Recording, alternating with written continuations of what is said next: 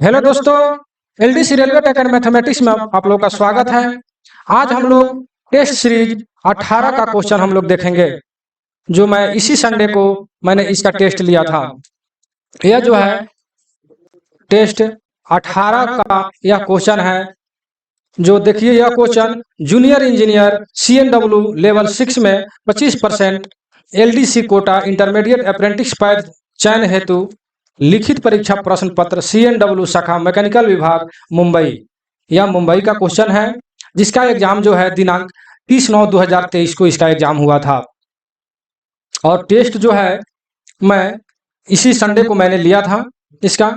चलिए, और विशेष जो है आप लोग तो जानते हैं कि इसमें कुल जो है 100 अंक का होता है, 110 प्रश्न रहता है, जिसमें आपको 100 का ही हल करना रहता है। इसके लिए समय 2 घंटा रहता है तथा प्रत्येक अंक के मतलब प्रश्न के लिए 1 अंक दिया जाता है। ये तो सभी लोग आप जानते हैं। ठीक है, अब देर ना करते हुए हम क्वेश्चन पर चलते हैं। अगर मेरा वीडियो अच्छा लगे तो लाइक, शेयर एंड सब्सक्राइब करना नहीं भूलिएगा। अगर मेरे चैनल पर नए हैं तो आप 100% सब्सक्राइब कर लीजिएगा, क्योंकि इस चैनल पर सभी प्रकार के वीडियो बनाए जाते हैं, पूरे डिटेल में समझाए जाते हैं। चलिए, क्वेश्चन आप लोग के सामने आ गया। चलिए, क्वेश्चन नंबर हम 1 पर चलते हैं। जो भाई इसको टेस्ट दिए हैं या नए टेस्ट में जो जुड़े हैं, उन लोग विशेष करके शुरू से लास्ट तक बने रहेंगे। और जो मैं क्वेश्चन बताऊंगा और उसके एक्स्ट्रा जो रिलेटेड उस क्वेश्चन से जो मैं क्वेश्चन जो बताऊंगा, उसको जो आप लोग कॉपी में लिखते जाएंगे। और कॉपी में कैसे लिखेंगे, जैसे 1 नंबर, जैसे कि एक क्वेश्चन आपका 1 नंबर है, एक क्वेश्चन मैंने कॉपी में मतलब कि अपने ब्लू पेन से लिख लिया। फिर जब एक्स्ट्रा क्वेश्चन जो उससे संबंधित जो मैं क्वेश्चन बताऊंगा, वो अपना कलम का कलर चेंज करके और नोट लिख करके तीर का निशान बनाइएगा, और वहां पर जो एक्स्ट्रा क्वेश्चन है उसको नोट्स बना लीजिएगा। नोट्स बनाने से बहुत फायदा होता है, क्योंकि एग्जाम के समय में उसको देखने में, ढूंढने में आपको परेशानी नहीं होगा।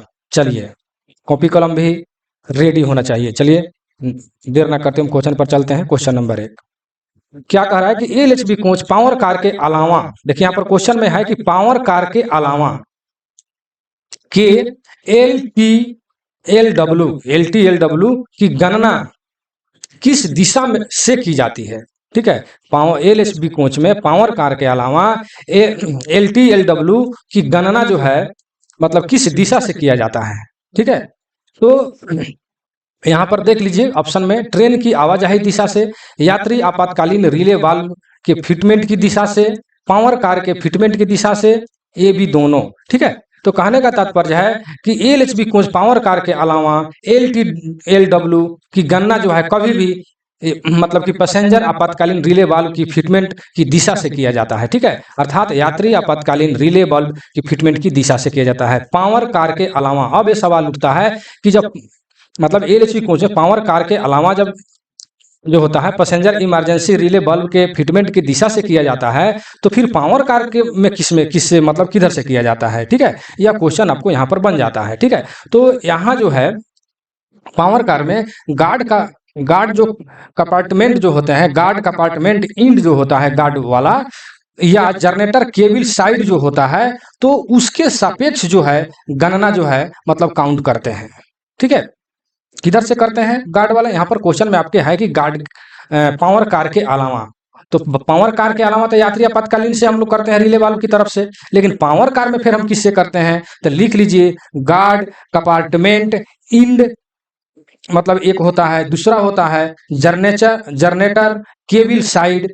तो वो दो जो होते हैं, वो दोनों में किसी भी तरफ से मतलब कि उसके सापेक्ष गणना मतलब काउंट हम लोग करते हैं। ठीक है, समझ गए होंगे। चलिए, नेक्स्ट क्वेश्चन पर चलते हैं। Question number 2। क्वेश्चन नंबर 2 में क्या कह रहा है कि rolling in and rolling out परीक्षण के दौरान ट्रेन की गति 10 किलोमीटर प्रति घंटा से अधिक नहीं होना चाहिए। कहने का तात्पर्य यह है कि जब आप लोग ट्रेन जो स्टेशन से बाहर या अंदर जब आती है, तो स्टेशन के बाहर आप लोग देखे होइएगा कि यह एक लाइन होता है, तो साइड में एक यहाँ पर जो है बत्ती लगा रहता है, मरकरी या कोई भी मतलब लाइट की व्यवस्था होता है। ठीक है, और लाइट जो है सीधा जो है मतलब ट्रेन के चक्के या एक्सल या मतलब कि फ्रेम के नीचे लाइट जो है पूरा जाता है और वहां पर एक आदमी जो है बैठा रहता है और पूरे गाड़ी के नीचे की कंडीशन को वो देखते रहता है कि कहीं खराबी तो नहीं है, बेयरिंग जो है हिट तो नहीं हो गया है या कोई पार्ट पुर्जा खुल तो नहीं गया है। तो उस स्थिति में जो गाड़ी जो मूव करता है मतलब कि आगे जो बढ़ती है तो उस समय उसका मतलब कि क्या बोलते हैं उसको, स्पीड स्पीड क्या होना चाहिए, ट्रेन की गति जो है क्या होना चाहिए। तो ट्रेन की गति जो है मतलब कि 30 किलोमीटर से अधिक नहीं होना चाहिए, मतलब 30 किलोमीटर प्रति घंटा से अधिक नहीं होना चाहिए। तो आप लोग देखते हैं कि जब भी गाड़ी जब इन करती है स्टेशन पर या आउट होती है तो उस वक्त गाड़ी का चाल जो है बहुत धीमा रहता है, धीरे धीरे जो है बाहर होता है। क्यों होता है? क्योंकि यहाँ पर रोलिंग जो है उसका टेस्ट होता है कि कोई भाई खराबी तो नहीं है। ठीक है, चलिए नेक्स्ट क्वेश्चन पर हम चलते हैं। क्वेश्चन नंबर 3, क्वेश्चन नंबर 3 में क्या कर रहा है कि एसी कोच के लिए एस्पिरेशन प्रकार के स्वचालित धुआं आग डिटेक्शन एवं अलार्म सिस्टम के लिए निम्नलिखित में से कौन सा सत्य है? थोड़ा इसको ऊपर बढ़ा लेते हैं। चलिए, एसी कोच के लिए एस्पिरेशन प्रकार के स्वचालित धुआं आग डिटेक्शन एवं अलार्म सिस्टम के लिए निम्नलिखित में से कौन सा सत्य है? चलिए, तो ए और में देखिए जनरेटर सह ब्रेक बैन गार्ड डिब्बे में, स्टैंड ओवन सिस्टम में, अलोन सिस्टम में सीसीयू प्रदान किया गया है। बॉम में क्या कह रहा है कि पूर्ण रेख, देखिए यहाँ पर कभी भी मतलब कि स्वचालित धुआं आग डिटेक्शन अलार्म का जो सिस्टम होता है पूरे रेक के लिए होता है। ठीक है, तो यहाँ पर पूर्ण रेक आ गया, इसी से आप पकड़ लीजिएगा कि पूर्ण रेक के लिए सिस्टम में आग ब्रेक लगाना गार्ड के आपातकालीन ब्रेक बाल्ब के माध्यम से किया जाता है। ठीक है, पूरे रेक के लिए। ठीक है, यहाँ पर क्वेश्चन है पूरे रेक के लिए सिस्टम में ब्रेक लगाना गार्ड आपातकालीन ब्रेक बाल्ब के माध्यम से किया जाता है। ठीक है, पूरे रेक में। ठीक है, चलिए यही इसका आंसर हो जाएगा। नेक्स्ट क्वेश्चन पर चलते हैं। क्वेश्चन नंबर 4, क्वेश्चन नंबर 4 में क्या कह रहा है कि एसी कोच के fire detection with alarm system में अलार्म के डैश स्तर होते हैं। ठीक है, तो यहाँ पर कह रहा है एसी कोच के फायर डिटेक्शन विथ अलार्म। ठीक है, तो फायर डिटेक्शन का मतलब ये हो जाता है, यहाँ पर लिखा है फायर डिटेक्शन। तो फायर डिटेक्शन का हिंदी यह होता है आग का पता लगाना। ठीक है, यहाँ पर आप हिंदी में कोष्ट करके लिख लीजिएगा आग का पता लगाना। ठीक है, पता लगना। ठीक है, तो एसी कोच में फायर डिटेक्शन मतलब आग की पता लगाना विद अलार्म सिस्टम में अलार्म के स्तर मतलब लेवल कितना होता है, तो उसका लेवल जो है 4 होता है। ठीक है, अलार्म का जो स्तर जो होता है लेवल जो होता है 4 होता है। कब? जब आग का पता लगाया जाता है। ठीक है, नेक्स्ट क्वेश्चन पर चलते हैं। कह रहा है कि एलएचबी व्हील गेज कितना होता है? ठीक है, तो एलएचबी कोच के व्हील गेज पूछ रहा था। व्हील गेज पहले ये जाने कि व्हील गेज होता क्या है। ठीक है, तो एक ही एक्सल पर 2 व्हीलों के बीच की दूरी को हम लोग व्हील गेज कहते हैं। ठीक है, एक ही एक्सल पर 2 व्हीलों के बीच की दूरी को हम लोग मतलब कि व्हील गेज कहते हैं। ठीक है, तो यहाँ पर आपको पूछा है कि एलएचबी कोच में, तो एलएचबी कोच में जो है 1600 प्लस माइनस 1 होता है। ठीक है, 1600 प्लस माइनस 1 इसी क्वेश्चन में आपको कर देता है कि एलएचबी कोच के अधिकतम व्हील गेज कितना होता है। तो जहां अधिकतम यहाँ पर जैसे मान लेते हैं यहाँ पर हम लिख देते हैं अधिकतम, तो अधिकतम यहाँ पर देख रहे हैं कि प्लस 1, तो यहाँ पर प्लस 1 कर देंगे अर्थात 1601 हो जाएगा। और न्यूनतम अगर पूछता है, न्यूनतम क्वेश्चन आता है न्यूनतम कितना होता है एलएचबी कोच में, न्यूनतम व्हील गेज कितना होता है, तो यहाँ पर -1 है तो -1 कर देंगे अर्थात कितना हो जाएगा 1599। ठीक है, 1599। ठीक है, न्यूनतम जो है 1599 हो जाएगा, अधिकतम 1601 हो जाएगा। किसके लिए? एलएचबी के लिए। ठीक है, और वहीं आईसीएफ के लिए अब क्वेश्चन इस यहाँ पर एलएचबी की जगह पर अगर आईसीएफ लिख दें, आईसीएफ अगर हम लिख देते हैं तो इसके लिए व्हील गेज हो जाता है 1600 प्लस 2। ठीक है, -1 +2 -1, माइनस जो पीछे लिखा है कहीं कहीं यहाँ ना लिख करके यहाँ लिख देता है। ठीक है, तो वही होगा, यहाँ लिखिए बात बराबर है 1600 प्लस 2 -1। तो यह जो है आईसीएफ के लिए हो गया। ठीक है, यह आईसीएफ के लिए। तो इसमें अगर अधिकतम पूछता है तो यह कितना हो जाएगा आईसीएफ के लिए अधिकतम 1602 mm। ठीक है, 1602 mm। और न्यूनतम अगर पूछेगा तो इतना ही हो जाएगा अर्थात 1599 mm। ठीक है, क्वेश्चन यहाँ पर जो है अधिकतम और न्यूनतम जो है क्वेश्चन आता है, इसलिए इसको आप लोग कॉपी में नोट कर लेंगे यहाँ पर। ठीक है, तो एलएचबी के लिए 1600 प्लस -1 और आईसीएफ के लिए 1600 प्लस 2 -1 होता है। ठीक है, चलिए हम नेक्स्ट क्वेश्चन पर चलते हैं, जहां तक विश्वास है कि आप समझ गए होंगे। 6 नंबर में क्या कह रहा है कि एसी एलएचबी कोच में प्रयुक्त अग्निशामक यंत्र यानी फायर एक्सटिंग्विशर किस प्रकार के होते हैं, ठीक है। एसी कोच में तो यहाँ पर तो एसी लिखा है, ठीक है, लेकिन एसी में ही नहीं सभी में आजकल डीसीपी टाइप फायर एक्सटिंग्विशर का प्रयोग किया जा रहा है, ठीक है। आजकल चाहे वो कारखाना हो या कहीं भी है, वहां पर देखिएगा फायर एक्सटिंग्विशर जो लटका रहता है वह जो है डीसीपी टाइप उस पर देखिएगा लिखा रहता है सभी जगह डीसीपी। क्यों? क्योंकि DCP type fire extinguisher question आता है कि किस प्रकार की आग बुझाने में सक्षम है, ठीक है ना। तो कहने का मतलब यह है कि डीसीपी टाइप फायर एक्सटिंग्विशर जो है सभी प्रकार के आग बुझाने में सक्षम है। क्वेश्चन आता है ऑप्शन में दे देगा पेट्रोल से, पेट्रोल हो गया आपको, मतलब पेट्रोल में लगी आग, इलेक्ट्रिक से लगी आग, अर्थात एबीसीडी जो भी होता है, ए प्रकार के आग, बी क्लास के आग, सी क्लास के आग, डी क्लास के आग, इस टाइप के जो देता है, तो सभी प्रकार के आग को बुझाने में ऑप्शन में चाहे कोई भी रहे एबीसीडी, सभी प्रकार की आग बुझाने में डीसीपी टाइप फायर एक्सटिंग्विशर जो है सक्षम है, ठीक है ना। तो जैसे यहाँ पर एसी दिया है, अगर एसी के बदले आपको जनरल या कुछ भी अगर लिख दे तो fire extinguisher DCP type fire extinguisher आप लोग आंख मूंद करके मार देंगे, ठीक है। तो कहने का मतलब डीसीपी टाइप का फुल फॉर्म क्या होता है, तो ड्राई केमिकल पाउडर। क्या होता है? ड्राई केमिकल पाउडर, ठीक है। आप लोग अपना लिख लीजिएगा, ठीक है, ड्राई केमिकल पाउडर इसका फुल फॉर्म होता है। चलिए नेक्स्ट क्वेश्चन पर चलते हैं, क्वेश्चन नंबर 7, ठीक है। चलिए यहाँ तक वीडियो में बने हैं, एक बार लाइक शेयर सब्सक्राइब जरूर कर दीजिए। चलिए 7 में क्या कह रहा है कि 125 लीटर एयर टैंक का उपयोग इनमें से किसके लिए किया जाता है। देखिए 125 लीटर टैंक की बात किया गया है, कौन सा टैंक? Air tank. एयर का फुल फॉर्म हो जाता है एक्जुलरी रिजर्वायर, ठीक है। यहाँ पर देखिए लिखा है एयर एक्जुलरी रिजर्वायर, इसका फुल फॉर्म होता है। तो देखिए यहाँ पर मैं बता दूं कि एयर जो है एयर की क्षमता जो है 200 लीटर का होता है, ठीक है।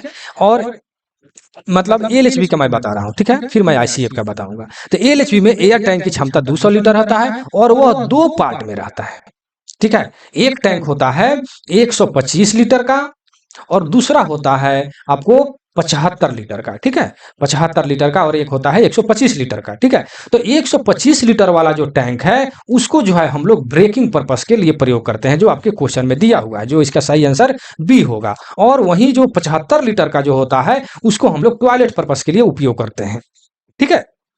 ध्यान रखेंगे कि एलएचबी में अगर पूछ दे कि कुल अगर क्वेश्चन में लगा दे कि कुल एयर की क्षमता कितना होता है, इस टाइप से अगर क्वेश्चन कर दे, वहां पर क्वेश्चन आप लोग कलर को चेंज करके, मैंने शुरू में मैंने बताया कि जब भी मैं क्वेश्चन मैं बताऊंगा जिस नंबर का, उससे संबंधित जो भी मैं क्वेश्चन बताऊंगा वहां पर अपने कलम का रंग चेंज करके वहां पर नोट करके लिख दीजिएगा, ताकि आपको परीक्षा के टाइम आप वीडियो कहाँ ढूंढिएगा, पीडीएफ कहाँ ढूंढिएगा, उस वक्त आपको कॉपी में दिमाग में रहेगा कि यह क्वेश्चन मैंने इस कॉपी में लिखा है।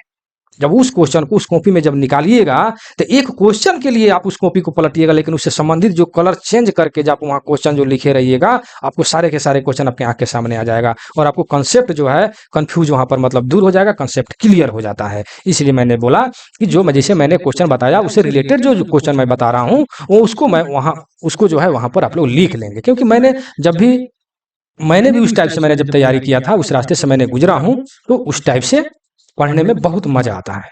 चलिए, तो ये हो गया आपको एलएचबी के लिए 200 लीटर इसका कुल क्षमता होता है, जिसमें आपको 125 लीटर के जो होता है उसको ब्रेकिंग पर्पस के लिए, और 75 लीटर वाला जो है उसको हम लोग टॉयलेट पर्पस के लिए करते हैं, किसमें? एलएचबी में। लेकिन यहाँ पर आईसीएफ में एक ही होता है 200 लीटर, इसमें कोई 2 पार्ट में बांटा हुआ नहीं रहता है, ठीक है। तो आईसीएफ में एक ही टैंक होता है 200 लीटर का, जो आप लोग देखिएगा काले रंग का बड़ा सा एक टैंक होता है, ठीक है, जो अंडर फ्रेम में लगा रहता है, ठीक है ना, आईसीएफ में। और लेकिन एलएचबी कोच में आपको देखिएगा पतला पतला जो है 2 टैंक लगा रहता है, एक जो होता है 125 लीटर का, एक होता है 75 लीटर का। चलिए इस पर बहुत ज्यादा मैंने बोल दिया, नेक्स्ट क्वेश्चन पर चलते हैं। क्वेश्चन नंबर 8 कह रहा है कि ब्रेक एक्सीलेटर का सिद्धांत अनुप्रयोग। देखिए ब्रेक एक्सीलेटर जो है एक इमरजेंसी ब्रेक डिवाइस है। क्वेश्चन आता है कि ब्रेक एक्सीलेटर क्या है, यहाँ पर तो सिद्धांत पूछा है, लेकिन क्वेश्चन आता है कि ब्रेक एक्सीलेटर क्या है। तो ब्रेक एक्सीलेटर एक इमरजेंसी ब्रेक डिवाइस है, ठीक है। तो यहाँ पर देख लीजिए क्वेश्चन में अपन अ नंबर में दिया है, ए नंबर में, रेक के प्रत्येक कोच में आपातकालीन ब्रेकिंग, मतलब ये जो है ब्रेक एक्सीलेटर का काम यह है कि कोच के प्रत्येक मतलब रेक के प्रत्येक कोच में आपातकालीन ब्रेक जो है वह लगाता है, ठीक है ना।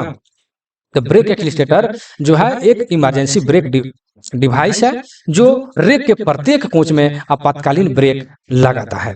जहां तक विश्वास है कि समझ गए होंगे। नेक्स्ट क्वेश्चन पर चलते हैं। Question number 9। क्वेश्चन नंबर 9 में क्या कह रहा है, देखिए कि केजी पर सीएम स्क्वायर में अधिकतम ब्रेक सिलेंडर दबाव। देखिए आपके क्वेश्चन में यह इंडिकेट नहीं किया है कि आईसीएफ के लिए पूछ रहा है कि एलएचबी के लिए पूछ रहा है।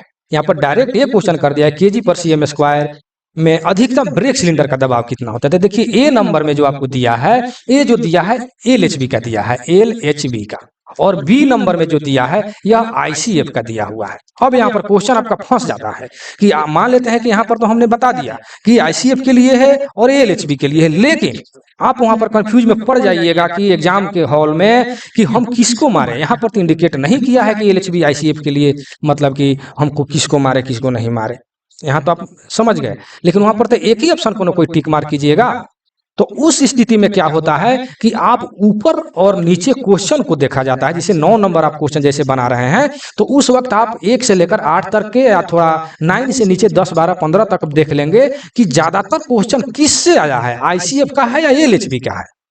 ठीक है, तो अगर ज्यादातर क्वेश्चन उसमें सब एलएचबी के लिए है तो आप एलएचबी वाला आप टिक मार्क करेंगे, क्योंकि क्वेश्चन ज्यादातर इसमें एलएचबी से किया है, इसलिए एलएचबी के मेथड से मतलब उस व्यू से दिया हुआ है। ठीक है, तो एलएचबी के मारेंगे। ठीक है, अगर इंडिकेट कर देता है यहाँ पर कि एलएचबी और आईसीएफ तो आपको तो आसान हो जाता। ठीक है, तो यह सावधानी बरतेंगे इस टाइप से अगर क्वेश्चन आ जाए, यही नहीं कोई भी अगर क्वेश्चन आईसीएफ एलएचबी वाला, ठीक है, तो उस स्थिति में आप लोग देख लीजिएगा ऊपर नीचा कि कौन सा क्वेश्चन। जैसे कि इसमें जो है, जैसे कि 8 नंबर में यहाँ पर किया था कि 125 लीटर एयर टैंक का प्रयोग, तो 125 लीटर जो है, जैसे 7 नंबर देख लीजिए यहाँ पर कि एलएचबी के लिए था। ठीक है, तो एलएचबी के लिए था तो निश्चित है कि ये भी एलएचबी के मतलब व्यू से ही क्वेश्चन किया गया है। ठीक है, तो एलएचबी के लिए हम मार देंगे। लेकिन मैंने जब टेस्ट कराया था तो उसमें मैंने आंसर में फ्रेश लिख दिया था कि आईसीएफ के लिए ए होगा, मतलब एलएचबी के लिए ए होगा और आईसीएफ के लिए बी होगा। ठीक है, क्योंकि आप लोग जब टेस्ट दिए होंगे तो कोई एलएचबी के लिए मारा होगा, कोई आईसीएफ के लिए, और नंबर जब हम चेक करेंगे उसको आप भी चेक कीजिएगा तो गलत हो जाएगा, आपका 1 नंबर कट जाएगा। ठीक है, इसलिए मैंने दोनों आंसर में दे दिया था। ठीक है, लेकिन इसका सही आंसर अगर हम देखें क्वेश्चन के व्यू से तो इसका आंसर ए होगा। क्यों? क्योंकि इसमें एलएचबी से क्वेश्चन ज्यादा किया गया है, इसलिए एलएचबी के क्वेश्चन से व्यू से यह क्वेश्चन दिया है। समझ गए होंगे। चलिए नेक्स्ट क्वेश्चन पर चलते हैं। क्वेश्चन नंबर 10 में क्या करेंगे, ब्रेक सिस्टम में बाईपास सिस्टम का उपयोग कब किया जाता है। जब बाईपास सिस्टम का प्रयोग कब किया जाता है, तो देखिए बीपीएफपी या कोई एयर हो या कोई भी अगर मतलब कि पाइप अगर टूट जाए, फूट जाए, कुछ भी हो जाए, क्षतिग्रस्त हो जाए, तो उस वक्त जो है बाईपास सिस्टम का प्रयोग हम लोग करते हैं। ठीक है, ठीक है, लेकिन अगर तीनों आ जाए, तीनों टूट जाए तभी हम लोग करेंगे। ठीक है, तो यहाँ पर आपके ऑप्शन में है कि एपी पाइप टूटे होने पर, बीपी पाइप, एयर होज, यानी अर्थात कोई भी अगर, देखिए यहाँ पर तो तीनों दे दिया है लेकिन ऑप्शन में से कोई एक भी अगर हो तभी हम लोग मतलब उसको अगर मारेंगे। क्या बोलते हैं उसको, इस सिद्धांत से हम कह सकते हैं कि कोई भी अगर इसमें से पाइप एक टूट गया तो अभी हम लोग बाईपास सिस्टम का प्रयोग करना पड़ेगा। अगर तीनों टूट गया तो 100% करना ही पड़ेगा। और गंतव्य स्थान यानी अगले स्टेशन तक जहां पर यह ठीक किया जा सके वहां तक जाएंगे और उसका जो भी गड़बड़ी है हम ठीक कर लेंगे। तो इसका सही आंसर क्या हो जाएगा, डी नंबर हो जाएगा। इनमें से कोई भी, इसका 10 का आंसर डी हो जाएगा। इनमें से कोई भी आप मार सकते हैं, यानी ऑल भी हो सकता है। चलिए नेक्स्ट क्वेश्चन पर चलते हैं। क्वेश्चन नंबर 11 में कहा इनमें से किस पे तेल सख्त वर्जित है। ठीक है, ये तो कॉमन सेंस, ऐसे तो आंसर में तो है ही, लेकिन ये तो कॉमन सेंस की बात है कि तेल हम वहां डालते हैं। देखिए यहाँ पर तो है सख्त वर्जित है, मतलब कि नहीं डालते हैं, लेकिन हम ये बात बता रहे हैं कि तेल हम लोग कहाँ डालते हैं, जहां पर मतलब कि जिस चीज को फ्री करना हो। जैसे आपका मान लेते हैं प्लायर पिलास हो गया, या बहुत सारा का अगर मतलब कि टूल्स है जिसमें हम लोग को फ्री करने के लिए जब जाम हो जाता है तो उसमें हम लोग तेल डालते हैं। ठीक है, ताकि जल्दी जल्दी फिसले। लेकिन यहाँ पर और वहां तेल हम लोग नहीं डालते हैं जहां पर उसको फिसलना वर्जित है। ठीक है, तो यहाँ पर देखिए CBC lock and coupler head नकल, यही जो है सीबीसी सेंटर बफर कपलर को लॉक करता है, और वहां पर अगर आप तेल डाल देते हैं तो फिसल जाएगा ना, और फिसल जाएगा और गाड़ी जो है, गाड़ी का जो है पार्टिंग हो जाएगा, गाड़ी का क्या हो जाएगा, पार्टिंग, मतलब कि दो पार्ट में बंट जाएगा। ठीक है, तो यहाँ पर तेल डालना जो है सख्त वर्जित है। ठीक है ना, इसलिए वर्जित है कि वहां पर तेल डालेंगे तो फिसल जाएगा और गाड़ी जो है पार्टिंग हो जाएगा, दो पार्ट में बंट जाएगा। तो याद रखेंगे CBC lock and coupler head के बीच में, यानी वहां पर कभी भी तेल नहीं डालना चाहिए। ठीक है, चलिए नेक्स्ट क्वेश्चन पर चलते हैं। जहां तक विश्वास है कि समझ गए होंगे। 12 नंबर में क्या करें कि एक पहिए के एक ब्रेक डिस्क पर ब्रेक बाइंडिंग के मामले में आप सबसे पहले क्या करेंगे। देखिए, पहले आंसर मैं बता देता हूं कि इसका जो है डम बॉल चेक करेंगे। क्यों डम बॉल चेक करेंगे, पहले ये आप समझ लीजिए। ठीक है, क्वेश्चन आता है, पहले डम बॉल के बारे में मैं बता दूं। क्वेश्चन आता है कि एक कोच में, देखिए एक कोच में कितने डंप बॉल होते हैं। क्वेश्चन आता है कि कितने, मतलब कि डंप बॉल होते हैं। ठीक है, कितने डंप बॉल होते हैं, तो 4 होते हैं। ठीक है, तो 4 होते हैं। इसका मतलब यह है कि प्रत्येक एक्सल पर, कोच के प्रत्येक एक्सल पर एक डंप बॉल होते हैं। ठीक है, क्वेश्चन ये भी वहां पर नोट करके लिख लीजिएगा कि कोच के प्रत्येक एक्सल पर एक डंप बॉल होते हैं। तो एक कोच में 4 एक्सल होते हैं, इसलिए चारों एक्सल पर एक एक डंप बॉल होता है। ठीक है, तो डम बॉल का कार्य क्या है भाई, तो डम बॉल का कार्य है ब्रेकिंग एंड डी ब्रेकिंग दोनों, ब्रेक लगाना एंड ब्रेक छुड़ाना। ठीक है, तो ब्रेक लगाना एंड ब्रेक छुड़ाना। तो हमारा ब्रेक बाइंडिंग होगा, जो डिश है उस पर जो है ब्रेक जो है बाइंडिंग, मतलब कि ब्रेक लग गया है, जाम कर दिया है उसको। ठीक है, तो उस स्थिति में क्या करेंगे, तो हम पहले डम बॉल को चेक करेंगे, क्योंकि डम बॉल का काम है ब्रेकिंग एंड डी ब्रेकिंग, मतलब कि ब्रेक लगाना एवं छुड़ाना। तो यहाँ पर ब्रेक लगा हुआ है एक ही डिस्क पर, और एक ब्रेक और एक डिस्क फ्री है, तो डम बॉल का ही काम है ना उसको छुड़ाना लगाना। तो आखिर पहले हम डम बॉल को चेक करेंगे, फिर बाद में हम जो भी है बीसी या बीपी या एफपी जो भी है हम चेक करेंगे। ठीक है, तो यहाँ पर जो है पहले हम डम बॉल चेक करेंगे। ठीक है, तो डम बॉल का कार्य समझ गए। डम बॉल का कार्य है ब्रेकिंग एंड डी ब्रेकिंग, ये आपका क्वेश्चन होता है, पर नोट करके लिख दीजिए। और ये भी लिख दीजिए क्वेश्चन बना करके, जे एक एक्सल पर कितने डम बॉल होते हैं, एक एक्सल पर एक ही डम बॉल होते हैं, और एक कोच में 4 डम बॉल होते हैं। ठीक है, चलिए नेक्स्ट क्वेश्चन पर चलते हैं। क्वेश्चन नंबर 13, क्वेश्चन नंबर 13 कह रहा है कि आप कैसे जान सकते हैं कि एनआरबी खराब है। चलिए, बहुत इंपॉर्टेंट क्वेश्चन है, कैसे जानिएगा कि एनआरबी खराब है। ठीक है, तो इसके बारे में मैं आपको डिटेल बता देता हूँ पूरा फिगर के साथ में।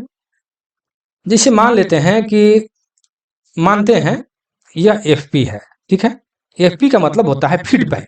ठीक है, एफपी का मतलब होता है फीड पाइप, और ये जो है एआर टैंक है। एआर मतलब कि एक्जुलरी रिजर्वायर। ठीक है, और यहाँ जो है हम यहाँ पर यह बीपी पाइप को पहले हम लिख देते हैं, फिर समझाएंगे, घबराइएगा नहीं। बीपी, और यहाँ से मान लेते हैं कि ये जो है डीबी हो गया, घबरा गया, यानी डीबी हो गया, मान लिया डीबी है। ठीक है, और एफपी है, और यहाँ पर जो है मान लेते हैं कि एन आर भी, एन आर भी। ठीक है, तो होता क्या है यहाँ पर एनआरबी, एनआरबी का फुल फॉर्म होता है non return bulb, non return bulb. तो पहले एक क्वेश्चन करता है यहाँ पर, तो कह रहा है कि आप कैसे जाने कि एनआरबी खराब है। ठीक है, तो एनआरबी खराबी के तो बाद में हम बताएंगे, लेकिन पहले एनआरबी का कार्य क्या है पहले समझ लीजिए। क्वेश्चन बनाइए आप और नोट कीजिए कि एनआरबी का कार्य क्या है। तो एनआरबी का कार्य क्या है, बहुत इंपॉर्टेंट क्वेश्चन आता है, बार बार रिपीट होता है, इसलिए आप लोग लिख लेंगे कि एनआरबी का कार्य क्या है। तो एनआरबी का कार्य यह है कि एफपी से, मतलब फीड पाइप की तरफ से एयर को, एयर माने हवा को, एयर में मतलब कि एक जुलरी रिजर्वायर में हवा को जाने देता है, लेकिन आपको एक जुलरी रिजर्वायर से हवा को एफपी में रिटर्न नहीं होने देता है। यही एनआरबी का काम है, नॉन रिटर्न बल्ब, यानी हवा को रिटर्न नहीं होने देता है एफपी की तरफ। यानी हवा को एफपी की तरफ से एयर में तो जाने देता है, लेकिन जब इधर से प्रेशर जब बढ़ता है एयर की तरफ से, तो यहाँ पर एनआरबी रोक देता है वहां पर, यानी हवा को रिटर्न नहीं होने देता है।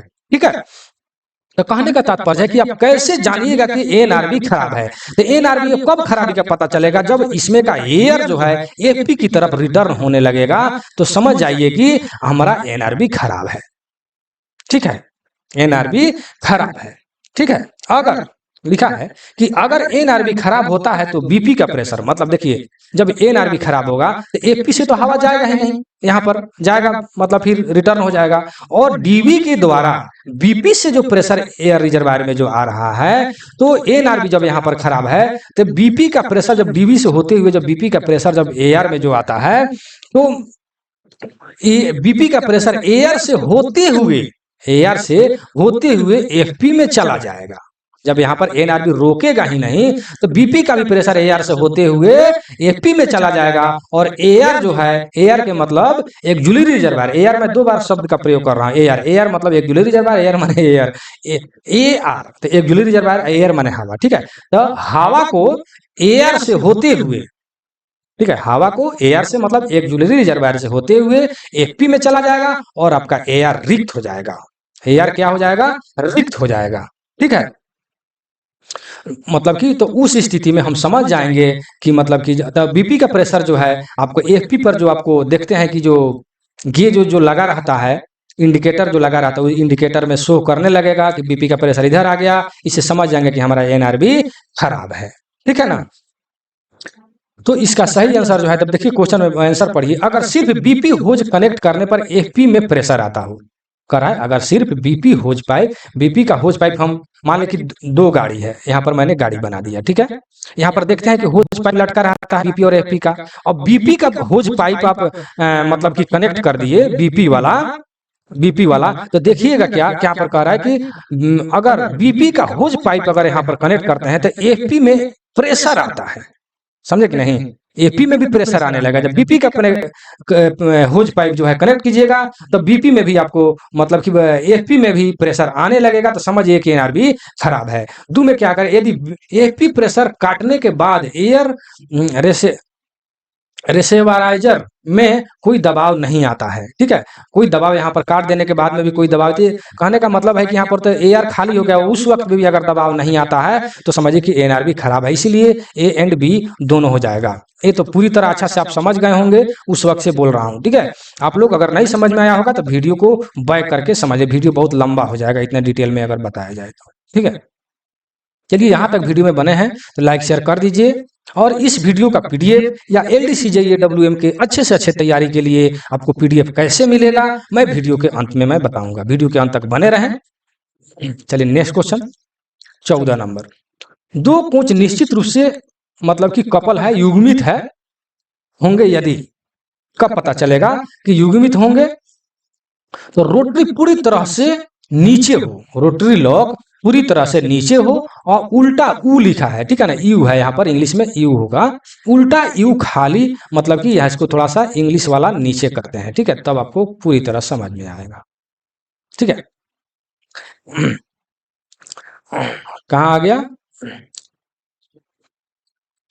चलिए इसको पेंसिल थोड़ा सा ले लेते हैं। चलिए, 2 कुछ निश्चित रूप से युग्मित होंगे, कपल होंगे कब, जब रोटरी पूरी तरह से लॉक होगा, और उल्टा यू, देखिए उल्टा यू खाली स्थिति मतलब क्लियर जो है खाली होना चाहिए, यानी उल्टा यू क्लियर होना चाहिए, ठीक है, लिख लीजिएगा, रोटरी लॉक पूरी तरह नीचे हो, उल्टा यू जो है मतलब क्लियर होना चाहिए, क्लियर, खाली यहाँ पर हिंदी लिखा है, खाली जगह पर आप क्लियर लिख दीजिएगा तो पढ़ने में सुविधा होगा, ठीक है, तो क्लियर होना चाहिए, ठीक है, इसलिए इसका आंसर जो है सी नंबर इसका सही आंसर हो जाएगा। चलिए नेक्स्ट क्वेश्चन पर चलते हैं, क्वेश्चन नंबर 15, इंग्लिश भी सामने रहने दीजिए। कह रहा है कि सीबीसी जॉ गैप की जांच किसके दौरान गेज को, सीबीसी जाग के गैप की जांच के दौरान गेज को, ठीक है ना, क्या मतलब कि गैप से पास होना चाहिए, गैप से पास नहीं, देखिए बहुत इंपॉर्टेंट क्वेश्चन है यह बार बार क्वेश्चन जो है रिपीट होता है, इसको जरूर लिख लीजिएगा, ठीक है ना। तो गैप से पास नहीं होना चाहिए, यानी सीबीसी जा गैप जो है जांच करते समय गेज जो है गैप से पास नहीं होना चाहिए, ठीक है, याद रखिएगा बहुत इंपॉर्टेंट क्वेश्चन है, बार बार यह क्वेश्चन रिपीट होता है। चलिए नेक्स्ट क्वेश्चन पर चलते हैं, क्वेश्चन नंबर 16, कह रहा है सीबीसी सपोर्टिंग डिवाइस की अधिकतम ऊंचाई कितना होता है, ये भी बहुत इंपॉर्टेंट क्वेश्चन है। जो सीबीसी जो लगा रहता है, सीबीसी जो लगा रहता है एच टाइप सीबीसी जो लगा रहता है, मान लेते हैं कि यहाँ पर गाड़ी है, तो यहाँ पर देखिएगा कि एक यहाँ पर सपोर्टिंग डिवाइस लगा रहता है, ठीक है ना। और क्वेश्चन आता है कि उसमें स्प्रिंगों की संख्या कितना होता है, ठीक है। तो किसी में 3 या किसी में 4, तो ऐसे आप लोग 4 मारिएगा, ठीक है। तो सपोर्टिंग डिवाइस जो यहाँ पर लगा रहता है सीबीसी के नीचे जो लगा रहता है, उसका कह रहा है कि सीबीसी सपोर्टिंग डिवाइस की अधिकतम ऊंचाई कितना होता है। तो अधिकतम ऊंचाई जो है 187.5 होता है, ठीक है। लेकिन अब सपोर्टिंग डिवाइस का तो ऊंचाई तो जान ली, लेकिन सपोर्टिंग डिवाइस का काम क्या है ये भी अब जानना जरूरी हो जाता है, ठीक है। तो सपोर्टिंग डिवाइस का यह काम है कि जो वर्टिकल फोर्स होता है, वर्टिकल जो मतलब ऊपर से जो फोर्स जो होता है, दबाव जो होता है, मतलब क्या बोलते हैं सीबीसी पर यहाँ पर दबाव होता है, तो यह फोर्स जो है मतलब कि क्या बोलते हैं इसको, सपोर्टिंग डिवाइस। तो सपोर्टिंग डिवाइस उसको मैनेज करता है, ठीक है ना, सपोर्ट करता है।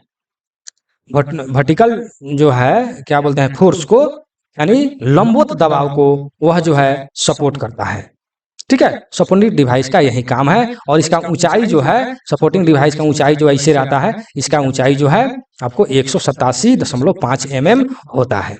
चलिए नेक्स्ट क्वेश्चन पर चलते हैं।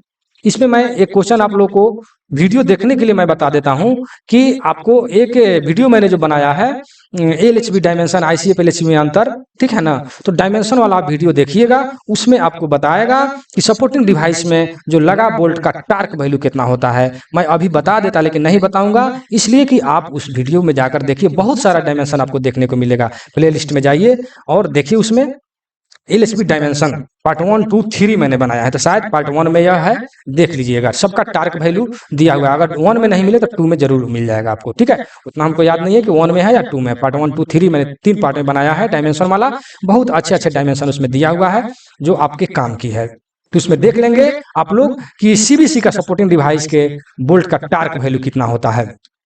चलिए आप लोग के ऊपर छोड़ते हैं 17 नंबर क्वेश्चन। कह रहा है कि WRA में सोलेनॉइड बल्ब चुंबकीय बल्ब का कार्य क्या है। देखिए सोलेनॉइड बल्ब जो होता है WRA में, उसका कार्य क्या है, तो हवा को जो है मतलब रोकने के लिए, यहाँ पर देखिए, यहाँ पर लिखा होगा कि वायु दाब के प्रेशर को नियंत्रित करने के लिए, ठीक है। यहाँ पर क्वेश्चन अलग हो गया है, आंसर अलग हो गया है, ठीक है। तो WRA में सोलेनॉइड बल्ब चुंबकीय बल्ब का कार्य क्या है, तो इसका कार्य यह है कि वायु दाब के प्रेशर को नियंत्रित करने के लिए, ठीक है ना, वायु दाब के प्रेशर को नियंत्रित करने के लिए, ठीक है। यहाँ पर हम आपको ये बता दें क्योंकि ये आता है WRA का फुल फॉर्म आपको आता है पूछने के लिए, ठीक है। तो वाटर रेजिंग ऑपरेटर होता है, लिख लीजिएगा, वाटर रेजिंग ऑपरेटर, ठीक है। हिंदी इंग्लिश जो भी इच्छा हो लिख लीजिए, किसी तरह रट लीजिए, किसी तरफ लिख लीजिए, जैसे आता है आपको। वहां तो केवल टिक मार करना है ना, टिक मार मारिए, किसी भी विधि से आप याद कीजिए और 100% वहां मारिए और अच्छे से अच्छे रैंक लाइए। हमारा यही मकसद भी है कि हमसे जो भी जुड़े हैं उनको अच्छे से अच्छे मतलब की गाइडलाइन दें और समझाएं, ताकि वह अच्छा से अच्छा रैंक ला सके, ठीक है। इसका सी आंसर हो जाएगा 17 का 18 का। देखिए कह ग्रीस निकलने का मामला डैश से देखा जाता है। देखिए ग्रीस निकलने का मामला जो है कहां से देखिएगा, तो देखिए बियरिंग के सामने वाली सीलिंग रिंग पे और बियरिंग हाउसिंग बॉटम पे, बियरिंग की बैकिंग पे। तो देखिए ये जो हो जाएगा बियरिंग की सामने वाली सीलिंग रिंग पे आप जो है ग्रीस निकलने का मामला जो है देखा जा सकता है, ठीक है। लेकिन ये अब सवाल उठता है कि ग्रीस क्यों निकलता है भाई, ग्रीस क्यों निकलता है। देखिए वीडियो तो बहुत लंबा होते जा रहा है, लेकिन मैं जल्दी जल्दी मैं बता दूं कि ग्रीस तभी निकलता है जब एक्सल जो है हॉट हो जाता है, ठीक है। एक्सल जो है हॉट हो जाता है। एक्सल पर जो हम लोग बियरिंग जो चढ़ाते हैं, तो देखिए हॉट एक्सल जो है, देखिए इसका जो दिया हुआ है क्या बोलते हैं इसको, 80 डिग्री जो बेयरिंग जो होता है उसका 80 डिग्री सेंटीग्रेड से अधिक मतलब ताप नहीं होना चाहिए। 80 डिग्री सेंटीग्रेड से अधिक ताप नहीं होना चाहिए बेयरिंग को, नहीं तो इससे अगर ज्यादा होता है तो आपका ग्रीस जो है बाहर निकलना शुरू हो जाता है। क्वेश्चन आता है कि हॉट एक्सल में बेयरिंग का मतलब अधिकतम ताप कितना होना चाहिए, उससे अधिक नहीं होना चाहिए, तो 80 डिग्री से अधिक नहीं होना चाहिए। समझ गए ना, बेयरिंग का तापमान। और एक इसमें इसी में से क्वेश्चन आ जाता है कि दोनों, ये तो 80 डिग्री हो गया दोनों के लिए, ठीक है। और एक क्वेश्चन आ जाता है कि एक ही एक्सल पर एक ही एक्सल पर दोनों बेयरिंग में तापमान में अंतर कितना होना चाहिए, तो आपको आ जाता है LHB में 15 डिग्री सेंटीग्रेड से अधिक अंतर नहीं होना चाहिए, मतलब दोनों बेयरिंग के तापमान में अंतर। और यही क्वेश्चन अगर ICF में आ जाए, ICF में, तो यह भी डिग्री से अधिक तापमान नहीं होना चाहिए। लेकिन अगर ये क्वेश्चन आ जाए कि एक एक्सल पर, एक ही एक्सल के या कोई भी मतलब बेयरिंग का तापमान, एक्सल बेयरिंग का तापमान कितना से अधिक नहीं होना चाहिए, तो 80 डिग्री से अधिक नहीं होना चाहिए। इससे अगर अधिक हो जाता है तो आपका ग्रीस जो है पिघल करके मतलब बाहर निकलना शुरू हो जाएगा। और क्वेश्चन आपका आया हुआ है कि ग्रीस निकलने का मामला देखा जा सकता है, तो बेयरिंग की सामने वाली मतलब सीलिंग रिंग जो होता है, आप देखते हैं कि ICF में जो बेयरिंग होता है उसके पीछे जो है एक मतलब पीला, ये जो है येलो कलर का मतलब पीला जो है इधर से कवर लगाया रहता है, इसलिए कि वहां पर हॉट एक्सल का मतलब कि गर्मी मापा जाता है। और उसी के साइड से देखिएगा जो यहाँ पर लिखा है कि सामने वाली सीलिंग रिंग जो होता है, इस पर जो है आपको मतलब कि ग्रीस निकलना जो है दिखाई देने लगेगा। चलिए नेक्स्ट क्वेश्चन पर चलते हैं, बहुत हमने बोल दिया। चलिए कह रहा है 19 नंबर क्वेश्चन में कि AC3 टियर में लगे अंडर फ्रेम वाटर टैंक की क्षमता कितना होता है। AC3 में वाटर टैंक देखिए 650, 685, 540। देखिए तो इसमें एक ही आया यहाँ पर 685 लीटर। देखिए यहाँ पर मैं जल्दी में बता दूं कि LHB कोच में जो होता है AC वाला, देखिए 685 लीटर वाला जो है, ये सब जो LHB के लिए क्वेश्चन है, तो क्या बोलते हैं उस पर जो ऊपर जो मैंने क्वेश्चन जो मैंने बताया था, क्या चीज का, ब्रेक सिलेंडर प्रेशर। तो देखिए इसमें सारे के सारे क्वेश्चन LHB से है। उसमें ब्रेक सिलेंडर का प्रेशर ICF और LHB दोनों का दे दिया था, ICF और LHB का दोनों का दे दिया था, और ये इंडिकेट नहीं किया था कि ICF और LHB के लिए है। तो देखिए जितने भी क्वेश्चन मिल रहे हैं सारे के सारे LHB के क्वेश्चन है, इसलिए वहां उस टाइप से अगर क्वेश्चन मिल जाए ICF और LHB का दोनों का ऑप्शन दे दे, और यह इंडिकेट नहीं करे कि भाई LHB के लिए क्वेश्चन है कि ICF के लिए, तो आप क्वेश्चन देख लीजिएगा कि क्या चीज से क्वेश्चन ज्यादा दिया हुआ है, उसी क्वेश्चन के हिसाब से आप मारिएगा, कंफ्यूज नहीं कीजिएगा, ठीक है। तो यहाँ पर आपका क्वेश्चन है कि AC3 टायर, देखिए यहाँ भी AC3 टायर दिया है, लेकिन LHB और ICF इंडिकेट नहीं किया है। लेकिन 685 लीटर का जो टैंक होता है वह LHB में ही होता है, ICF में नहीं होता है। तो LHB में जो है देखिए उसमें 3 टैंक लगे रहते हैं। कितना, 3 टैंक लगा रहता है। एक होता है 685 लीटर का, प्रथम जो है 685 लीटर का, दूसरा टैंक होता है 450 लीटर का, और तीसरा टैंक होता है इमरजेंसी के लिए 30 लीटर का, ठीक है, 30 लीटर का लगा रहता है, ठीक है। तो यहाँ पर केवल अंडर फ्रेम की बात किया गया है, तो अंडर फ्रेम में जो है 2 ही लगा रहता है, मतलब कि 200, 685 या 450 लीटर का, ठीक है। तो कहने का मतलब है कि आपका आंसर जो है इसी में से एक ही, 3 जो यहाँ पर लीटर वाला जो दिया उसमें से केवल आपको एक ही दिया है, ठीक है ना, तो एक ही आपका आंसर ये हो जाएगा। चलिए नेक्स्ट क्वेश्चन पर चलते हैं, क्वेश्चन नंबर 20। क्वेश्चन नंबर 20 में क्या करें कि एक्शन बॉक्स पर दिया गया पीली बिंदु का संकेत, अभी हमने बताया कि पीली बिंदु जो है वह स्थान, मतलब कि जहां से हम हॉट एक्सल को जो है मतलब कि देखिए यहाँ पर दिया हुआ है कि वो स्थान जहां बेयरिंग का वास्तविक तापमान मापा जा सके, ठीक है। एक्सल बॉक्स पर दिया गया पीली बिंदु, पीली बिंदु, अब देखो पीली बिंदु दिया है, इसे आपको समझना है कि पीली बिंदु कहाँ रहता है, ICF में रहता है कि LHB में रहता है, ठीक है ना। तो ये ICF में देखते हैं कि एक्सल बॉक्स जो होता है उसके बाहर वाले हिस्से पर देखिए यहाँ पर येलो कलर का एक कवर होता है, तो वहां से जो है मतलब कि उस स्थान से मतलब बेयरिंग का वास्तविक तापमान मापा जा सकता है, ठीक है। इसीलिए वहां पर पीली जो है क्या बोलते हैं उसको, पीली बिंदु जो है दिया हुआ रहता है। चलिए नेक्स्ट क्वेश्चन पर चलते हैं। 21 नंबर क्या कह रहा है कि वेस्टेबुल और उसकी रबर फिटिंग की क्षति का निरीक्षण किस शेड्यूल में किया जाता है, ठीक है, किस शेड्यूल में किया जाता है। कैसे, वेस्टेबुल और उसकी रबर फिटिंग की क्षति का निरीक्षण किस शेड्यूल में किया जाता है, तो यह जो है 3 शेड्यूल में किया जाता है, D1, D2 और D3, ठीक है। D1, D2 एंड D3 तीनों में किया जाता है। देखिए अब D1 कितने दिन पर किया जाता है, D2 कितने दिन पर किया जाता है, D3 कितने दिन पर किया जाता है, SS1, SS2, SS3 कितना दिन पर किया जाता है। मैं बोलूंगा कि LHB डायमेंशन वाला जो मेरा वीडियो है वह जाकर उसमें देखिए, टोटल पूरा डिटेल में मैंने बताया है, और याद करने का तरीका भी मैंने बताया है, शेड्यूल जो होता है कैसे होता है और कितना दिन पर होता है, SS1 एंड SS3, ठीक है। तो प्लस माइनस उसमें सब होता है, 7 डे 3 डेज सब हम उसमें बताए हैं। इस तरह वीडियो देखिए, अभी 21 क्वेश्चन ही बताए, बहुत ज़्यादा अभी समय बीत गया। उसमें आप जाकर देख सकते हैं। मैं आगे बढ़ूंगा। इसका सही आंसर देखिए सी हो जाएगा, D1 D2 D3, ठीक है। नेक्स्ट क्वेश्चन पर चलते हैं। चलिए, अब राजभाषा का क्वेश्चन यहाँ पर मिल गया। देखिए, राजभाषा के प्रयोजन के लिए देश को कितने क्षेत्रों में बांटा गया है? तो राजभाषा के प्रयोजन से देश को 3 क्षेत्र में बांटा गया है, ए बी सी, यानी A region, B region and C region. क क्षेत्र, ग क्षेत्र एंड क ख एंड ग क्षेत्र, 3 क्षेत्र में बांटा गया है, ठीक है। क क्षेत्र में हम उसको रखे हैं जो जिस स्टेट की भाषा शुद्ध हिंदी हो, उसका हम ए क्षेत्र में रखे हैं, यानी क क्षेत्र में रखे हैं, ए रीजन में रखे हैं। और बी क्षेत्र को उस स्टेट को रखा गया है जो हिंदी से मिला जुला है, जैसे पंजाब, हरियाणा, चंडीगढ़, महाराष्ट्र, ये सब जो है बी क्षेत्र में आते हैं। और सी क्षेत्र में वैसे मतलब स्टेट आते हैं जिसकी हिंदी से बिल्कुल अलग भाषा है, जैसे दक्षिण भारत का जितने भी स्टेट है, या असम, पूर्व में जो है असम है, मतलब अरुणाचल प्रदेश, ये सब जो है, ये भी इसका मतलब पश्चिम बंगाल, ये सब जो भी हिंदी से बिल्कुल अलग है, वो सब सी रीजन में आते हैं, अर्थात ग क्षेत्र में आते हैं। ठेठ भाषा में इतना ध्यान में रखिएगा, अगर क क्षेत्र का अगर पूछ दे तो आप ध्यान में लगाइएगा कि हाँ, शुद्ध हिंदी इस क्षेत्र का बोला जाता है कि नहीं। अगर शुद्ध हिंदी अगर बोला जाता है तो वो क क्षेत्र में आता है, हिंदी से मिला जुला रहेगा तो वो ख क्षेत्र में। जैसे पंजाब, महाराष्ट्र को आप देखिएगा, मतलब कि चंडीगढ़, तो वो सब जो है, मैंने इस पर ट्रिक भी बताया है, मैं बता दूंगा। पंगु, दमन, महाचंडी, दादर नगर को खाचंडी। प से पंजाब, गु से गुजरात, द से दमन दीव, पंगु, दमन, महाचंडी, म से महाराष्ट्र, चंडी से चंडीगढ़, पंगु, दमन, महाचंडी, दादर नगर को खाचंडी। दादर और नगर हवेली, खाचंडी, खा माने ख क्षेत्र, चंडी माने चंडीगढ़, ठीक है। तो यह ट्रिक आप लिख लीजिएगा, पंगु, दमन, महाचंडी, दादर नगर को खाचंडी, खा माने ख क्षेत्र, ख क्षेत्र में आने वाले हैं। क क्षेत्र आप जानते हैं, और ग क्षेत्र तो आप ऑटोमेटिक छाट लीजिएगा, क्योंकि वह दक्षिण भारत का बिल्कुल अलग भाषा होता है। चलिए, नेक्स्ट क्वेश्चन पर चलते हैं। क्वेश्चन नंबर आपको 23। प्रत्येक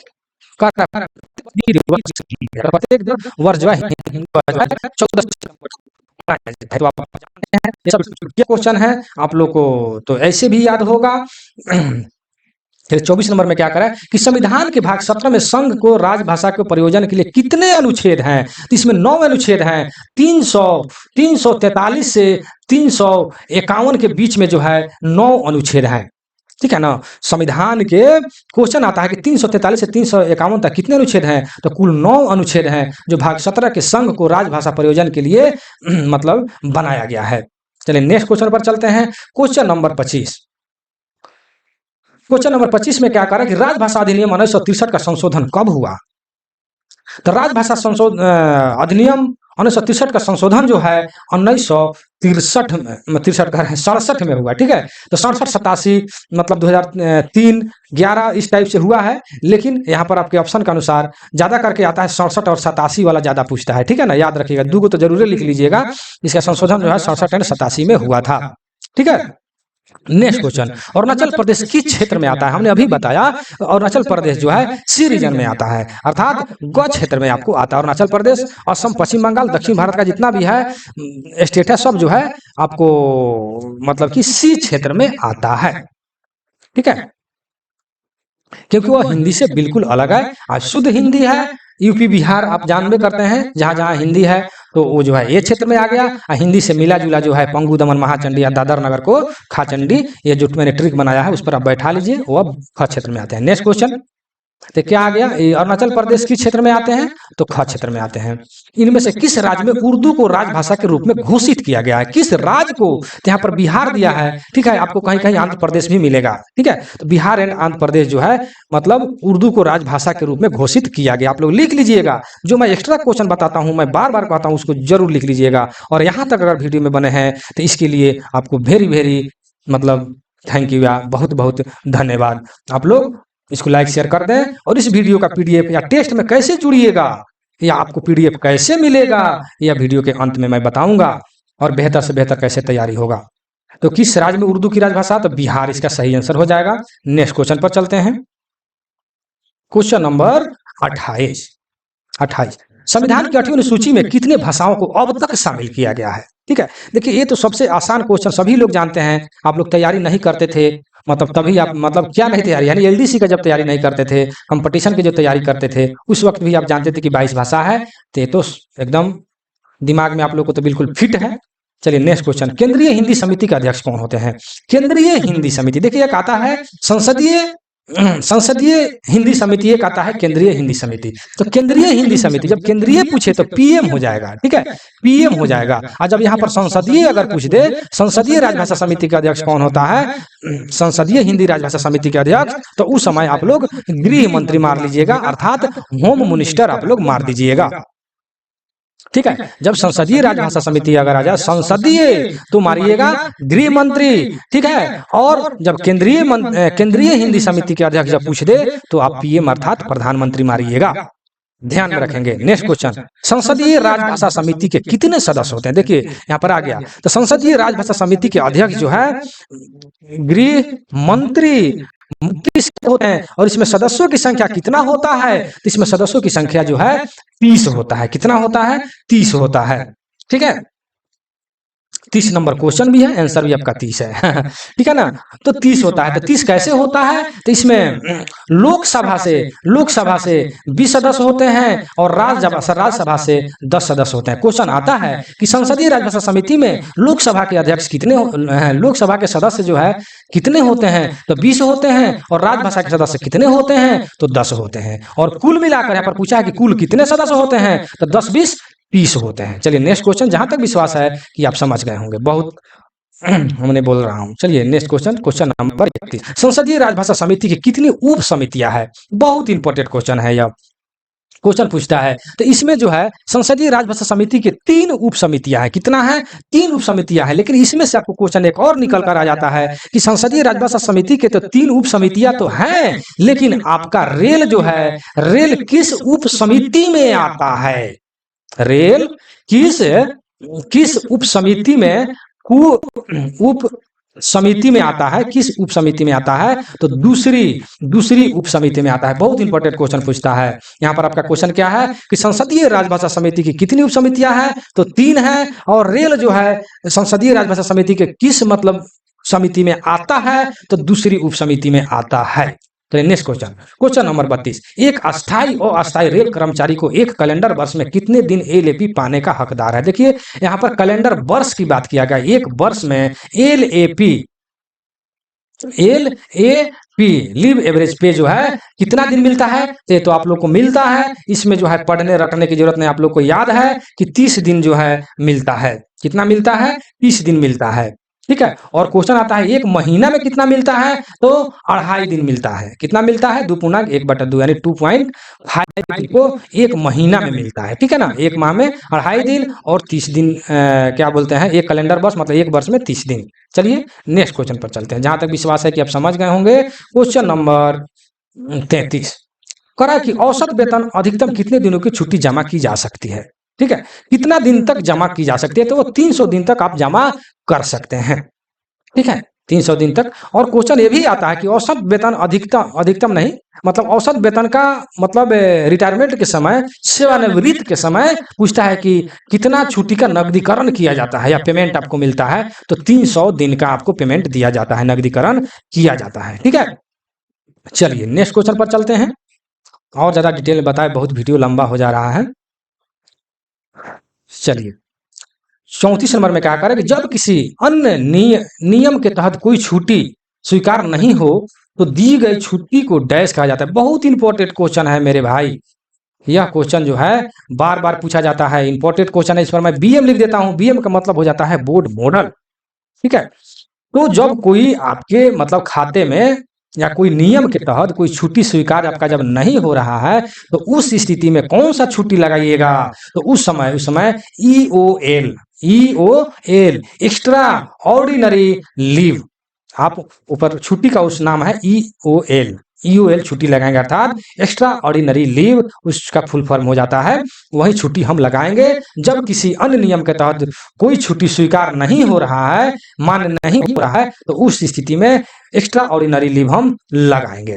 चलिए नेक्स्ट क्वेश्चन पर चलते हैं,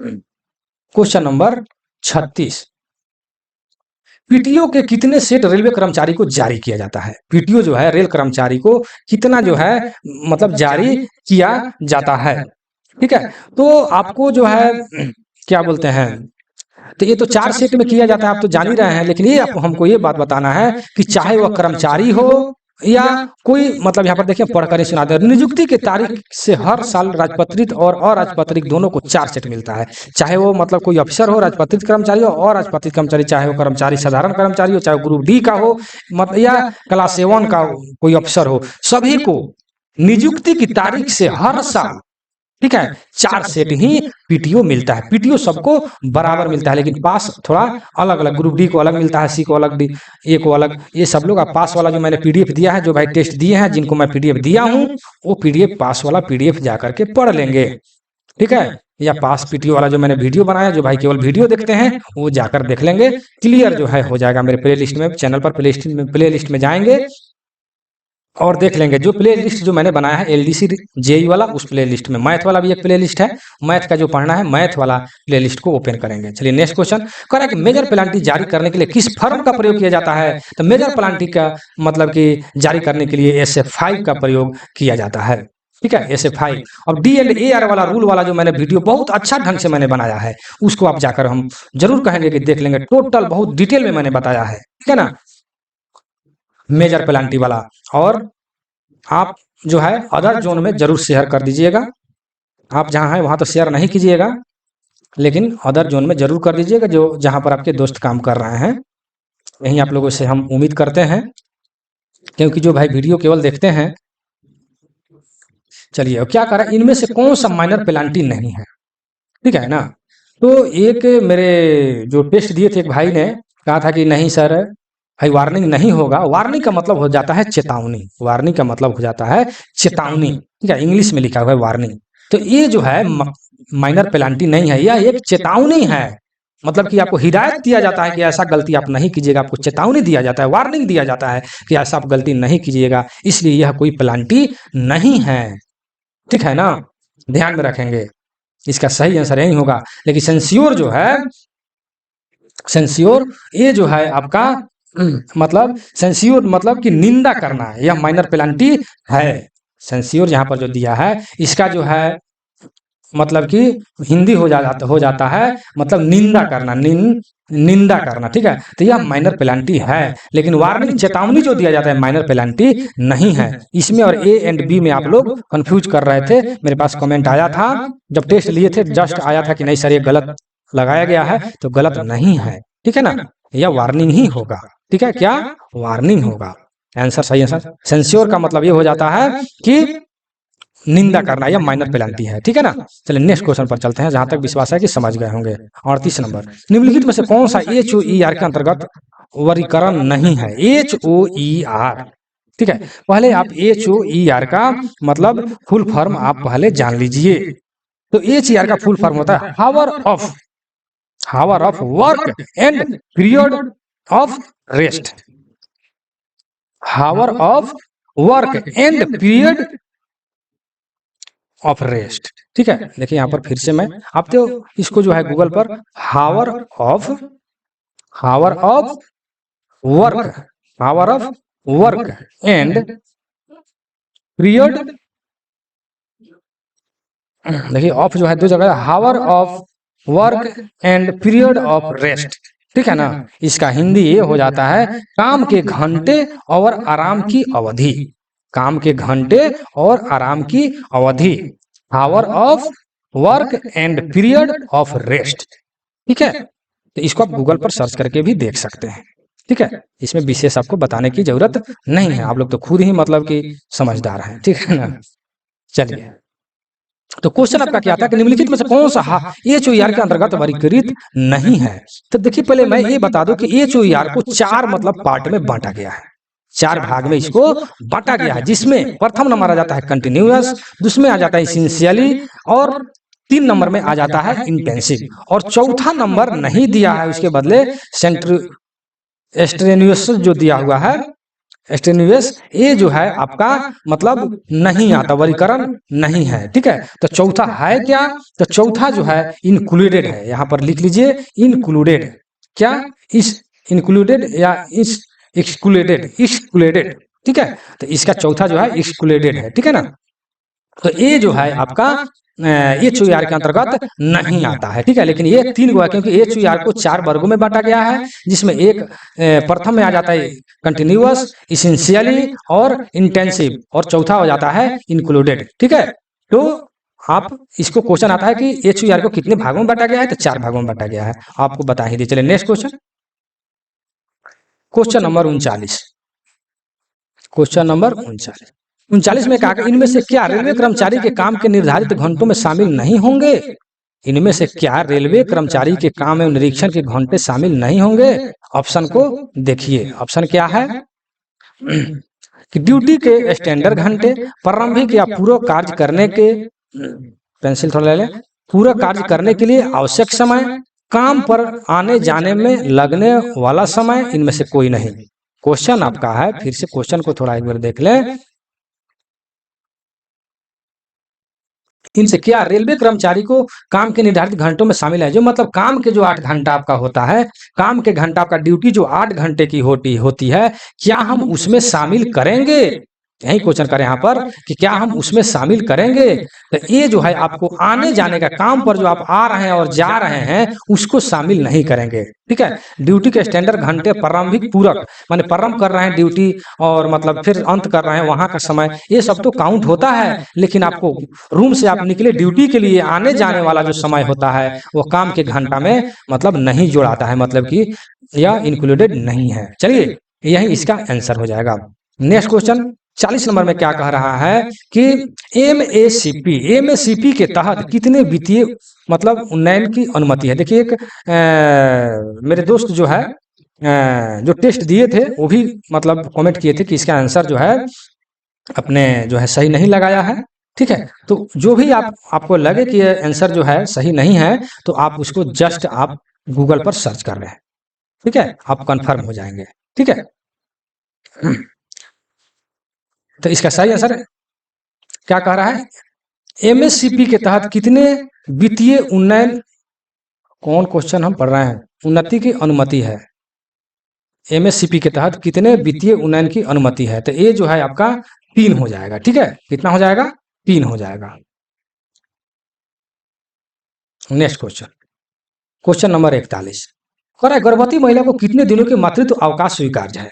भाई कितना दिनों का मातृत्व अवकाश स्वीकार्य होता है, ठीक है, कितना दिन का? तो यह हो जाएगा 180 दिन का, यह अधिकतम एक बार में है। क्वेश्चन ये भी आता है कि गर्भवती महिला को जो है एक बार में अधिकतम कितने दिनों की छुट्टी दिया जा सकता है? तो 180 दिन का, अर्थात 6 महीना का, 6 का 18, यानी 180 दिन का अधिकतम छुट्टी दिया जा सकता है उसको, ठीक है। और मतलब कि एक बच्चे के लिए 365 दिन और 2 बच्चों के लिए कुल टोटल 730 दिन उसको छुट्टी दिया जा सकता है, ठीक है ना। और एक बार में उसको 180 दिन का छुट्टी दिया जा सकता है। और इसमें और क्वेश्चन आता है, न्यूनतम कितना छुट्टी वो लेगी? तो कम से कम जो है उसको 5 दिन का छुट्टी लेना पड़ेगा, 5 दिन का उनको छुट्टी लेना पड़ेगा, न्यूनतम 5 दिन से कम छुट्टी नहीं लिया जा सकता है। जो आपका चाइल्ड केयर लीव जो होता है उसके उस छुट्टी में से कम आपको 5 दिन के लिए छुट्टी लेना पड़ता है, उससे कम नहीं, ठीक है। और अधिकतम जो है 180 दिन का छुट्टी दिया जा सकता है। कर गर्भवती महिला को कितने दिन का मातृत्व अवकाश स्वीकार्य? इतना मतलब 180 दिन का छुट्टी स्वीकार्य हो जाता है। आप चाहे जब भी ले, मतलब कि बच्चा होने से 3 महीना पहले से 3 महीना बाद तक, या बच्चा होने के दिन से 6 महीना बाद तक, मतलब जब भी हो, लेकिन आप 180 दिन तक छुट्टी ले सकते हैं एक बार में, ठीक है। स्वीकार आपका हो जाएगा मातृत्व अवकाश, ठीक है। चलिए नेक्स्ट क्वेश्चन 42 नंबर, 42 नंबर में क्या कह रहा है कि स्वयं के अनुरोध पर, स्वयं का मतलब हो गया ऑन रिक्वेस्ट, ठीक है ना। स्वयं का मतलब ये हो गया ऑन रिक्वेस्ट। इसका थोड़ा सा इंग्लिश वाला भी सामने रख दीजिए।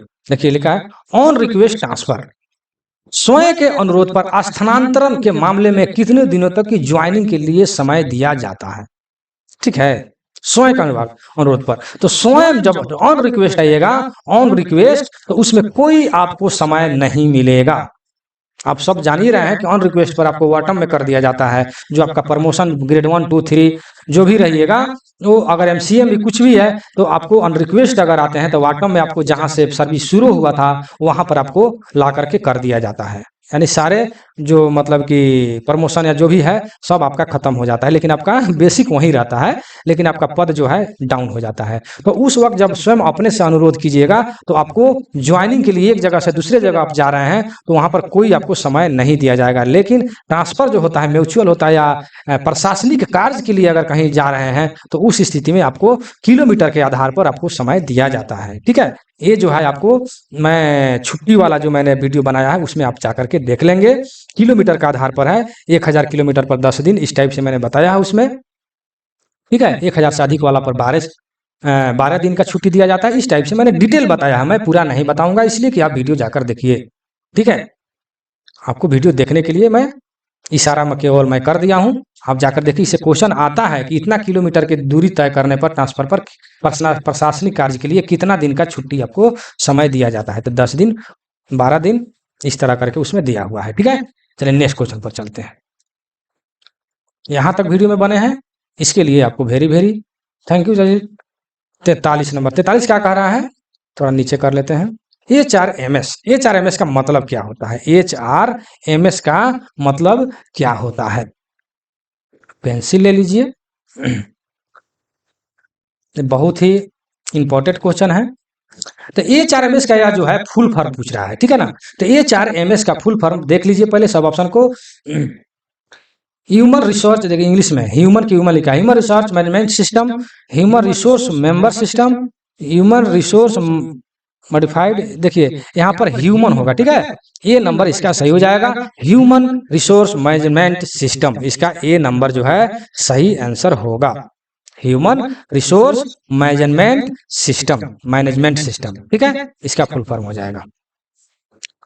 नेक्स्ट क्वेश्चन, क्वेश्चन नंबर 44 करा कि नई पेंशन योजना कब प्रभावी में हुआ? ये भी कमेंट आया थी कि नई पेंशन योजना एनपीएस जो है, एनपीएस प्रभावी में हुआ। ठीक है, एक मेरे दोस्त जो टेस्ट देते हैं वो भी यह क्वेश्चन किए थे, तो हमने जो मरवाया था, मैंने चेक करवाया था 1/1/2004, लेकिन उनका कहना है कि अब ए होगा 1/4/2004। ठीक है, तो मैं अभी बताया कि ये सब क्वेश्चन जो फंसने वाली है, तो आप लोग गूगल पर जस्ट सर्च मार लीजिए कि नई पेंशन योजना कब से चालू हुआ, प्रभावी हुआ, तो 1/1/2004 में। ठीक है ना, इसका आंसर यही होगा। ठीक है, एनपीए जो है यहां से प्रभावी हुआ। चलिए नेक्स्ट क्वेश्चन,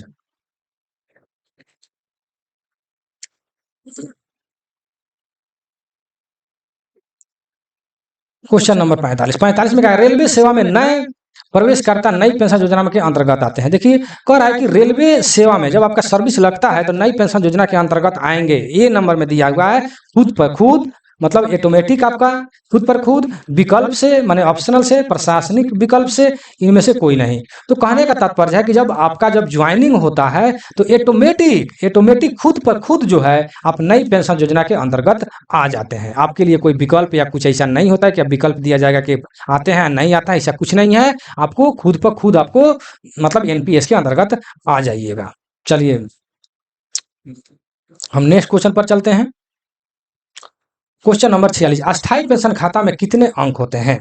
अस्थायी पेंशन खाता में कितने अंक होते हैं? ये भी भैया ने एक ठो मेरे मतलब कमेंट किए थे कि शायद आप गलत बता रहे हैं। तो अस्थायी पेंशन खाता जो है, जो क्या बोलते हैं उसको, जो पैन कार्ड जो मिलता है उसमें आप काउंट कर लीजिएगा, यह 16 होता है। ठीक है ना, अस्थायी पेंशन खाता संख्या में कितना अंक होता है? तो 16 होता है। चलिए नेक्स्ट क्वेश्चन पर चलते हैं। क्वेश्चन नंबर 47, नई पेंशन योजना के लिए योगदान। तो नई पेंशन योजना के लिए योगदान जो है आपका 10% होता है। कितना? 10% होता है। आप तो खुद ही चेक कर सकते हैं कि आपका बेसिक जो है उसका कितना परसेंट जो है कट करके आपका एनपीएस कट जा रहा है। ठीक है, आप खुद निकाल सकते हैं, इसमें कोई समझाने की बात नहीं, आप खुद प्रूफ कर सकते हैं या देख सकते हैं कि कितना है। ठीक है ना, 48 नंबर में देखते हैं, निम्नलिखित में से कौन सा पहिया दोष नहीं है? कौन सा पहिया माने व्हील डिफेक्ट नहीं है? तो कह रहा है कि व्हील फ्लैट जब जानबे करते हैं, फ्लैट टायर की सीमा जो है 50 होता है आपको, मतलब कोचिंग में, और गुड्स में जो है 60 होता है। ठीक है ना, गुड्स में। ठीक है, तो ये जो है पहिया दोष है व्हील सेलिंग। व्हील सेलिंग का मतलब होता है छिलका।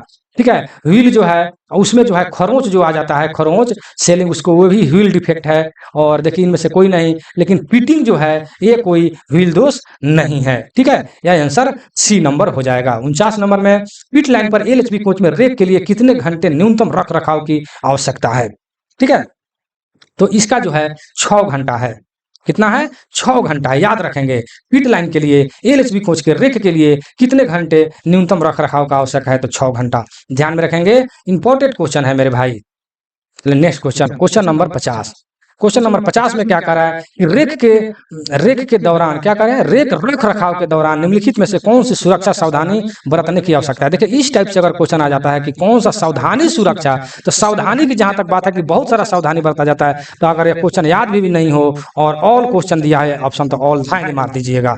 अगर याद नहीं है तो, अगर याद है तब तो सब ऑप्शन को पढ़िए। ठीक है, अगर याद नहीं है तो ऑल मार दीजिएगा। इस टाइप से क्वेश्चन आ जाए सावधानी सुरक्षा से संबंधित, तो कभी भी सुरक्षा संबंधित जो भी ऑप्शन रहता है ऑल ही लगता है।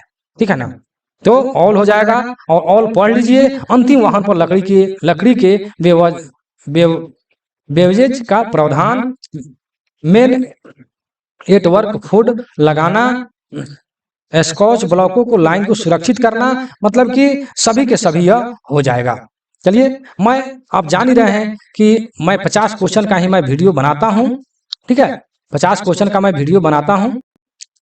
और क्या मैंने बताया था कि इस वीडियो का पीडीएफ या कोई भी वीडियो का पीडीएफ या LDC, JE and AWM, AME यानी रेलवे के कोई भी टेक्निकल तैयारी करने के लिए मतलब यहाँ से जो है पीडीएफ प्राप्त कर सकते हैं।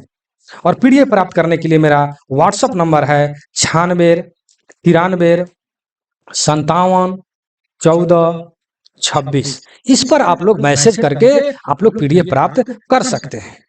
ठीक है, और मैसेज प्राप्त मतलब कि मैसेज करने से पहले आप लोग जो है इस व्हाट्सएप पर जो फोटो लगा है उसको पहले ध्यान से पढ़ लेंगे। कौन कौन से मतलब कि आप लोग के लिए पीडीएफ है, कौन कौन सा पीडीएफ नहीं है। उसमें जो है वंदे भारत एंड पेंट वगैरह, मतलब कि all ICF, LHB, DEMU, MEMU, Vande Bharat, यानी हर चीज जो भी है ऑल टू ऑल आपको पीडीएफ जो है वैगन का भी और कोचिंग से संबंधित सीएनडब्ल्यू यानी हर चीज का आपको पीडीएफ यहाँ से प्राप्त होगा। और बता दें कि पास पीटीओ लीव इंसेंटिव जो है, इससे भी जितने भी क्वेश्चन पूछे जाते हैं या आईटीआई से जो संबंधित क्वेश्चन पूछे जाते हैं, जैसे कि फिटर है, वेल्डर है, मशीनिस्ट है, टर्नर है, मशीनिस्ट से जो क्वेश्चन पूछे जाते हैं, सेफर, स्लोटर, प्लानर, सारे के सारे यहाँ से पीडीएफ आप यहाँ से प्राप्त कर सकते हैं और अच्छे से अच्छे तैयारी कर सकते हैं। और जो भाई पीडीएफ लेते हैं वो ऑटोमेटिक फ्री में जो है मतलब उनको टेस्ट लिया जाता है, फ्री में टेस्ट लिया जाता है। जो पीडीएफ लेते हैं उनके लिए है कि फ्री में टेस्ट लिया जाता है, लेकिन जो पीडीएफ नहीं लेते हैं उनके लिए फ्री में टेस्ट नहीं है। इसका इंफॉर्मेशन आपको व्हाट्सएप पर मैसेज कीजिएगा, पूरा के पूरा आपको इंफॉर्मेशन दिया जाएगा। ठीक है, चलिए मैं वीडियो को यहीं समाप्त करते हैं। यह वीडियो आपको कैसा लगा आप कमेंट सेक्शन में जरूर दीजिएगा, यही आपसे हम उम्मीद करते हैं। ठीक है, और लाइक एंड शेयर जरूर कर लीजिएगा। और जो भाई अगर इस चैनल पर नए हैं तो सब्सक्राइब 100% कर लीजिएगा। ठीक है, अगर पीडीएफ नहीं भी लेते हैं वीडियो रेगुलर देखते रहिए या आप टेस्ट सीरीज में ज्वाइन कर जाइए, उससे भी आपका थोड़ा बहुत तैयारी हो जाएगा। चलिए मैं अपने वीडियो को समाप्त करता हूँ। जय हिंद, जय भारत।